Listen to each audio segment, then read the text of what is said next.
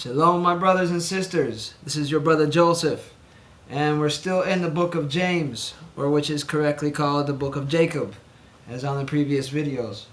And this one is dedicated or sent out to the 12 tribes of Israel, scattered abroad. And as I bring out Israel as a nation that was prophesied to come. Israel as a nation, it says in Isaiah 49, chapter 49, verse 3, it says that Israel, thou art my servant, through whom I might be glorified. Which means that this nation of Israel is the people who are going to, is a people who is going to glorify their Creator, glorify the Almighty. The people who put the Most High first in their life and who seek to understand His will and to perform what He wants of us, and who lovingly do it, who love their neighbor. And anyone right now can call themselves many different names, or they can even call themselves Israelites, but it's by the fruits that you shall know them. So we must judge a tree by its fruits. If the fruits are bitter, then you know it's a bitter tree. If it's sweet, you know it's sweet. So you gotta judge a tree by its fruits, So anyways, it's joy and positivity. The Most High Almighty, Yahweh Elohim, is a true God of love, and He loves all people. And so when we know the true Elohim, the true Almighty, that He loves all people, He's also a God of justice. He's completely just. And the day of judgment, the day of justice hasn't fully come yet.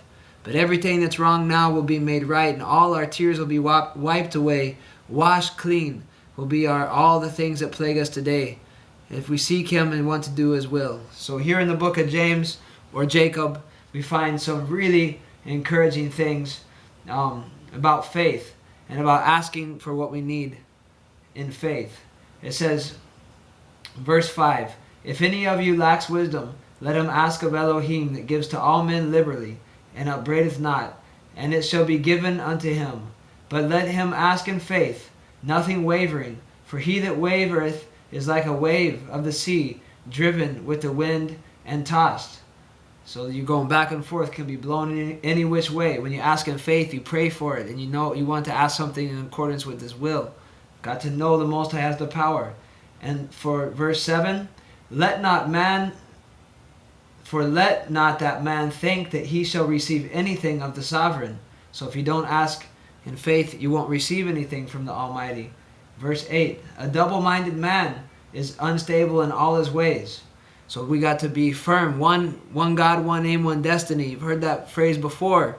One meditation. We want to seek and have the true message, the true meditation, and the greatest commandments are of that of love. To love the Almighty with all our heart, mind, and soul, and to love our neighbor as we love ourselves. We got to love ourselves. We got to love our neighbor. There should be no war.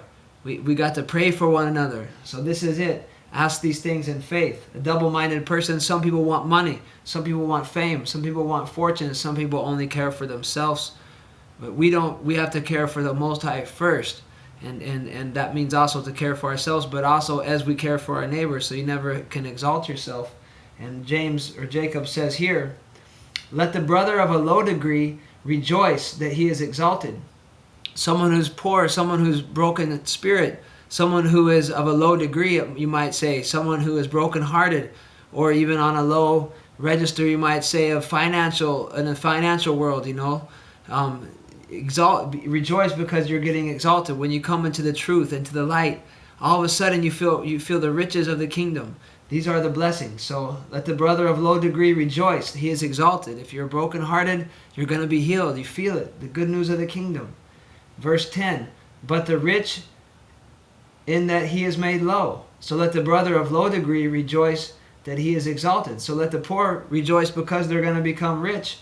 Let the rich rejoice in that he is made low. Or someone who's been up in the system. The system has had few, and they're the rich of the world. They've taken the resources for their own, or maybe they've inherited a lot of money or whatever they have. Somehow it's elevated them in the world.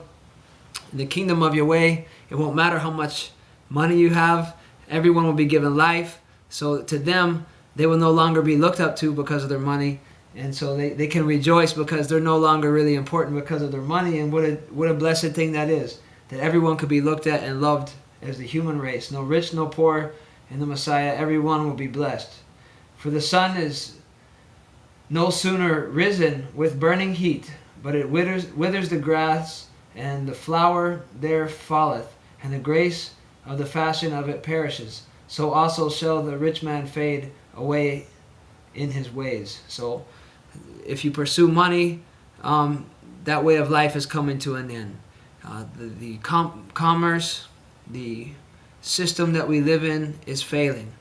And it's a system of man. It's imperfect. Man is imperfect. But the system of the Almighty, His kingdom, is perfect. And it's going to come. And it's even in our midst. And, you know, it's going to take over. So the